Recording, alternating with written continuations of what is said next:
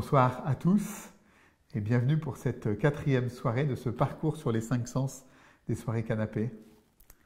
Donc avant d'écouter Sœur Ivona qui va nous introduire sur ce sujet, nous proposons, comme chaque soir, de prendre un petit instant pour s'installer confortablement, peut-être éteindre nos téléphones, se disposer physiquement et puis intérieurement à vivre ce temps d'échange tous les deux.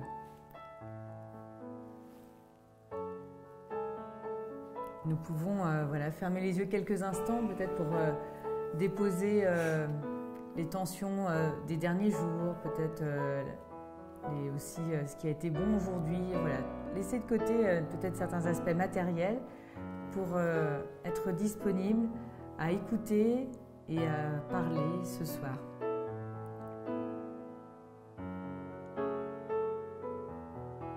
Voilà, nous allons maintenant écouter Sœur Ivona qui va nous parler du sens de l'odorat dans le couple. Bonsoir, je m'appelle Ivona, je suis sœur consacrée de la communauté de Chemin Neuf. La semaine dernière, nous avons parlé du toucher et ce soir, je vous propose de passer un peu de temps avec le sens de l'odorat. Une autre merveille de notre corps humain, c'est peut-être le sens le moins connu ou le moins apprécié. L'organe de l'odorat, c'est-à-dire les cellules olfactives, leur surface est très petite. Elle occupe environ 1 cm² dans notre nez. Depuis les recherches de 2014, nous savons qu'il est capable de reconnaître des milliards d'odeurs différentes, alors qu'auparavant, on croyait qu'il s'agissait du sens le plus faible de l'être humain. Je vous propose un petit exercice. Fermez les yeux et essayez de penser et de vous souvenir d'une odeur forte et agréable que vous aimez, qui évoque peut-être un souvenir ou est associée à quelque chose d'agréable. L'odeur de la brioche fraîchement cuite, l'odeur du café, ou les odeurs de la nature, l'herbe fraîchement coupée ou l'odeur de la printanière après la pluie. Fermez les yeux un instant et faites venir ce souvenir dans votre mémoire. L'odorat est plus que tout autre sens connecté à nos émotions et à notre mémoire. Il suffit de sentir une odeur pour faire remonter à la conscience un moment délicieux. On reste rarement indifférent aux odeurs. Notre réaction face à une odeur est « j'aime » ou « je n'aime pas », agréable ou désagréable, ne fût-ce que légèrement. L'odeur est liée à une certaine expérience. L'odorat est affectif. Il peut nous troubler ou nous repousser. Il attire notre appétit ou suscite en nous le dégoût.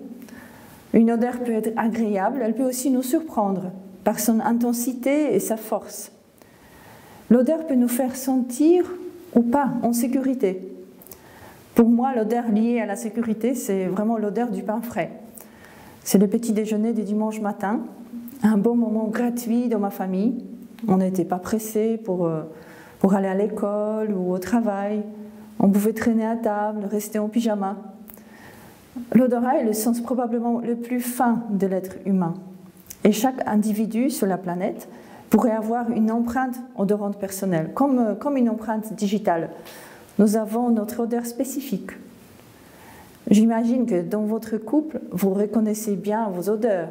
Vous entrez dans une pièce où vient de se trouver votre conjoint. Ne le voyant pas, vous reconnaissez souvent sa présence, son parfum. Vous pouvez penser au parfum de la personne que vous aimez, que vous reconnaissez avec plaisir.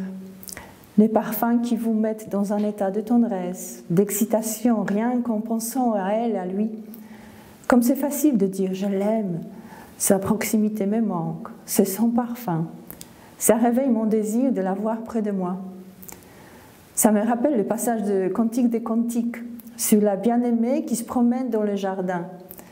Que de charme dans ton amour, ma sœur, ma fiancée. Comme ton amour vaut mieux que le vin. Et combien tes parfums sont plus suaves que tous les aromates. Et encore, tes lèvres distillent de miel, ma fiancée. Et il y a sous ta langue du miel et du lait. Et l'odeur de tes vêtements est comme l'odeur de Liban. Quelle expression de tendresse, d'amour, grâce à cette capacité de sentir et de reconnaître les odeurs. Nous honorons l'autre par notre parfum. Nous nous offrons à l'autre par notre parfum. Je te donne cette bonne odeur parce que je t'aime. Et bien sûr, vous allez dire, mais il y a des odeurs qu'on n'aime pas trop chez l'autre, les odeurs désagréables de mon conjoint. Je les reconnais aussi. Et là aussi, je les donne à l'autre, mais peut-être l'accueil est moins évident. Les odeurs désagréables, mauvaises, ont quelque chose à nous apprendre sur l'humanité, alors sur la compassion. Elles me rappellent que la personne qui génère ces odeurs est aussi digne de respect, d'amour. Parce que dans le moment qu'on les bien parfumé, pas que dans le moment qu'on les bien parfumé et propre et qu'elles sont bonnes. Comment accueillons-nous ces odeurs désagréables de l'autre? Quelle réaction ça génère en nous? Est-ce qu'on arrive à en parler, à exprimer la gêne? Les odeurs nous permettent d'entrer dans une dimension plus profonde de la perception de notre monde. Grâce à l'odeur, nous nous rappelons que notre réalité est en 3 dimensions. Elle nous ouvre à ce qui est invisible.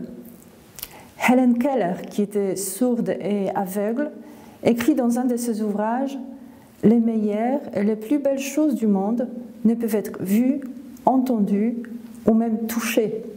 Elles doivent être ressenties avec le cœur. » Saint Augustin affirme que l'homme intérieur a des narines pour percevoir la bonne odeur de la justice et la mauvaise odeur du péché. Et Saint Ignace répétait, ce n'est pas d'en savoir beaucoup qui rassasie et satisfait l'âme, mais de sentir et goûter les choses intérieurement. Nous avons ce sens physique, mais aussi spirituel. Les narines de l'homme intérieur. On sent que quelque chose est bon, par exemple la bonne odeur de la justice. Il y a cette expression dans le monde catholique, une odeur de sainteté qui accompagne un homme saint, comme l'odeur de rose liée à Petite Thérèse ou le parfum de violette à Padre Pio. Nous pouvons répandre la sainteté par l'odeur, pas forcément par l'odeur de rose ou de violette, mais la bonté, l'amour, la tendresse, la patience. D'abord autour de moi, dans mon couple, dans ma famille. Ça ne fait pas beaucoup de bruit, c'est invisible, mais on le sent. Je ne sais pas si vous avez eu l'expérience d'entrer dans un lieu et de sentir que c'est un lieu habité par la bonté, la bienveillance, la prière. Les personnes vivant ensemble deviennent similaires en termes de préférences de goût et d'odeur au fil des années. Plus les gens sont ensemble longtemps, plus ils passent du temps ensemble, dans le même espace, plus leurs préférences se ressemblent par les odeurs environnantes. Nous créons l'ambiance dans notre couple, dans notre maison, par tous ces gestes de bonté, d'amour, de la gentillesse, patience. Nous pouvons répandre la bonne odeur du Christ. C'est l'expression de Saint Paul dans ses lettres. Il écrit dans l'Épître aux Corinthiens, nous sommes en effet pour Dieu la bonne odeur du Christ. Nous pouvons repérer toutes ces bonnes odeurs de notre couple, sentir la gratitude, se regarder avec douceur, écouter avec bienveillance, toucher avec tendresse, rayonner de la bonté. Mais peut-être aussi repérer tout ce qui sont mauvais entre nous. On garde un souvenir désagréable ou qui m'enferme et qui de temps en temps refait surface par une parole d'accusation ou de jugement. Les habitudes qui nous enferment, les silences qui nous blessent. On a besoin d'aérer de temps en temps, ouvrir la fenêtre, faire entrer un peu d'air frais de réconciliation. C'est la même chose dans la vie communautaire avec mes frères et sœurs. Nous avons besoin d'aération pour échanger une parole de paix, inviter le souffle de Dieu dans une relation un peu plus compliquée. Ouvrir les fenêtres de nos cœurs pour recevoir un nouveau souffle d'amour et de tendresse. On peut recevoir cet air frais du Seigneur. Osez demander au Seigneur, c'est lui qui est la source de ce renouvellement. Continuons à créer nos bonnes odeurs. Ça ne fait pas beaucoup de bruit. Apprenons à cultiver l'attitude de bénédiction, bénir mon conjoint, mes enfants, toujours, même en silence de mon cœur. Que ta bénédiction repose sur lui, sur elle, aujourd'hui et toujours. J'aimerais vous laisser avec quelques paroles d'une sœur de la communauté, Virginie Toulouse, qui a écrit ce très beau livre « Change des vies, devient bénédiction ». Bénir toujours, même et surtout dans le silence. Malgré tout ce qui a été dit ou fait, bénir la personne, même en silence, ne veut pas dire que je suis d'accord avec les actes posés. Distinguer la personne et les actes. Oser une parole de vérité sur les actes. Mettre la lumière sur les zones d'ombre sans lâcher la bénédiction pour la personne. Repérer les pensées et paroles qui sentent bon et traquer les paroles et pensées qui ont une odeur nauséabonde pour leur tordre le cou. Répandre un parfum de grand prix. Merci Ivona pour ce partage.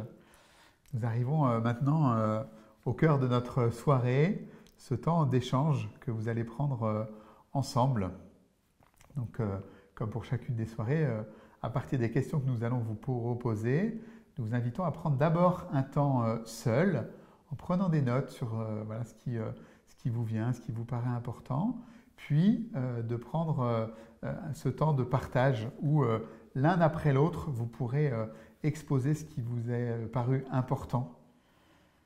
Donc nous partons pour 30 minutes d'échange et puis si ce temps n'est pas assez long, vous pouvez mettre la vidéo sur pause pour aller au bout de ce temps qui sera important pour vous. Voici les 3 questions que nous vous proposons ce soir. À partir de ce que j'ai entendu, y a-t-il des points que j'ai envie de partager particulièrement avec toi ce soir ? Quelle place je donne à ce sens spirituel en prenant soin de ma vie intérieure, de notre vie intérieure, pour rayonner de la bonne odeur du Christ ? Et enfin, quel lieu de notre vie de couple a besoin d'être aéré, de recevoir un air frais ?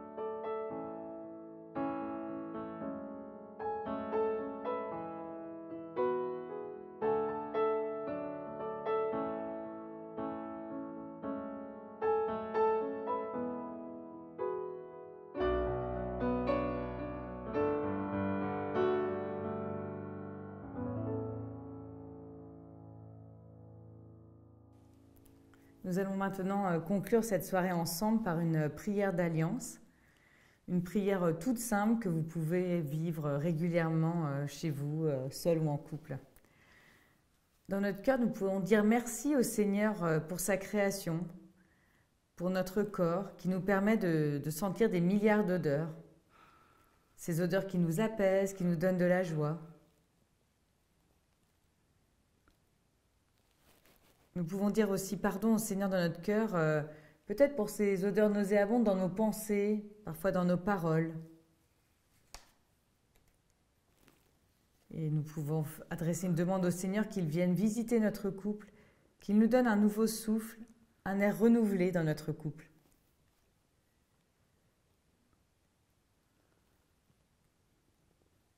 Voilà, nous sommes maintenant au terme de cette soirée. Nous souhaitons vraiment que ça vous ait permis de vivre un bon temps de couple. Si vous le désirez, vous pouvez partager ces soirées autour de vous pour permettre à d'autres. Elles sont toutes disponibles en replay, ainsi que les saisons précédentes, notamment la série sur les pièces de la maison. Donc nous nous retrouverons la semaine prochaine pour aborder le thème du goût. Bonne semaine à tous.